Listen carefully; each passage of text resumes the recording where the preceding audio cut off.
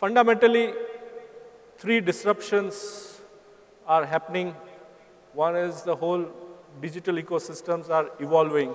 The whole payment banks, that is kind of evolving. If you see the Ola, the aggregation business everywhere, whether it's Ola or Airbnb, if you've seen the Oyo rooms, things like that. So it's the whole aggregation business is creating a new, different kind of a digital ecosystem. And they are kind of disrupting the entire, say, hotels business. Oyo is trying to disrupt a hotels business, which was earlier a very unknown hotel, which was finding difficult to acquire their customers. Suddenly, Oyo being an aggregator, is started throwing traffic to them, right? So there's a whole lot of digital ecosystems which are evolving, and it's essentially the concept of crowdsourcing the business. So you are kind of low on capital, and you are kind of aggregating everybody's resources to deliver a business. In all this emergence of newer channels, emergence of penetration of IoT, I'll say it is increasing at a very rapid rate.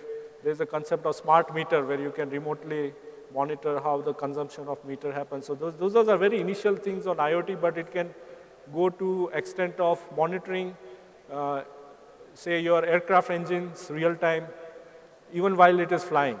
And you can understand what is going to happen. And as when the aircraft lands, you can actually be ready with a spare to correct it and bring the downtime down, reduce the downtime. So this whole thing is creating emergence of more and more data everywhere. So data is being created at a breathtaking pace which you can't even ever imagine. And organizations have to leverage this data and use it in the right context to address the whole consumer wants, needs, and expectations. So earlier the companies used to kind of develop a product and push it to the market. But now what is happening is that there's a shift happening where you are moving more and more customer-centric. What does a customer want? How can I align my products to that?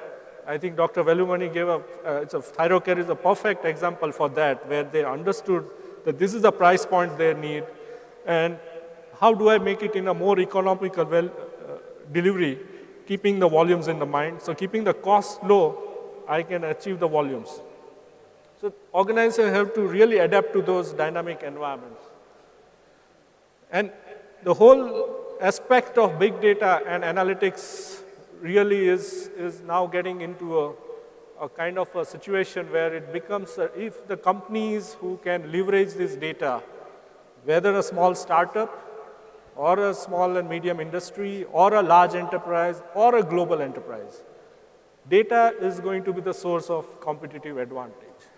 So if you are in the same business, for example, if you are in the same business, one company has the same market coverage, X number of products, and they have some level of profitability.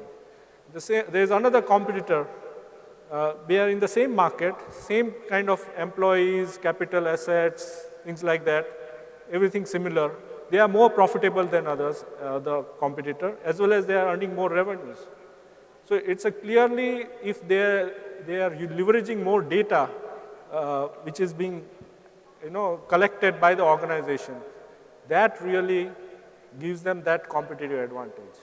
See, sometimes, how do you define a competitive advantage? Competitive advantage that you may have a very unique supply chain, you may have a product whose features are not available in the market, you can have a product advantage, supply chain advantage, you are great on service, so that your service capabilities are a competitive advantage. So what here I'm talking to you is about data as a competitive advantage. And why is data so important? If you see 2009, whatever data was available in the world has exactly doubled in last 3 years, and it is adding at a very tremendous rate which you can't believe it. There are going to be almost 1 trillion devices getting added into the global economy whether it could be your refrigerator, it could be your microwave oven, your television, you are talking about Android TV now.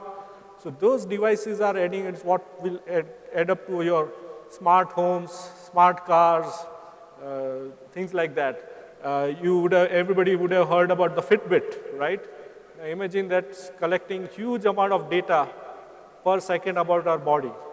And that can be conveyed to a healthcare provider, and you can do a lot more on that data.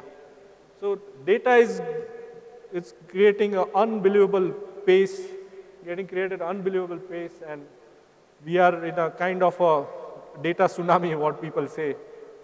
And the market on how you can leverage out of this data is almost $187 billion market itself in 2015. And it's growing at almost 20 to 30% CAGR. So data is kind of the source of a competitive advantage. And talk about data. So let's break down in the data. What is the kind of the data you have? So one is that in the organization you'll have a database where you are storing about some basic customer information. What is the name of the customer? What is the male, female? What's his age? What is his policy number? Things like that. That's your structured data. So that's what we call as a structured data.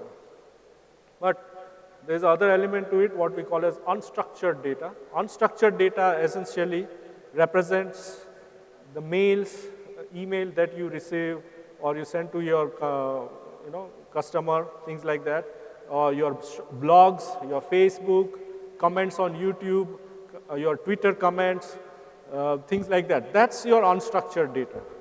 So unstructured data constitute almost 80% of the data that is currently in the world. And it's untapped. That's a fundamental challenge that we have. That unstructured data has a lot of information to it, but we are not analyzing it and making sense of it because it's very difficult to assimilate thousands of emails, lakhs of emails that you receive and making sense out of it. You need technologies and systems and algorithms to do that. So 80% is unstructured data. The data has doubled since 2009. The available data in the world is like you talk about in your computer, you may have 1 terabyte of memory. So 1,000 terabyte constitutes 1 petabyte. And 1,000 petabyte constitutes 1 exabyte. So if you see here, it's almost expanding to 7,900 exabytes of data. It's kind of whatever kind of grains of sands that you have in the world, actually it will surpass that, the kind of data which is getting created right now. So that's the kind of scope and the scale, the volume of data being created.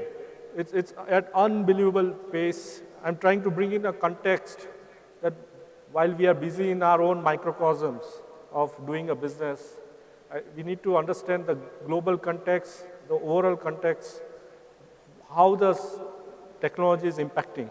And technology is going to impact each and every business, small, large, medium, enterprises, anyone. So that's where it's of big concern to us, and we need to really focus on leveraging this data.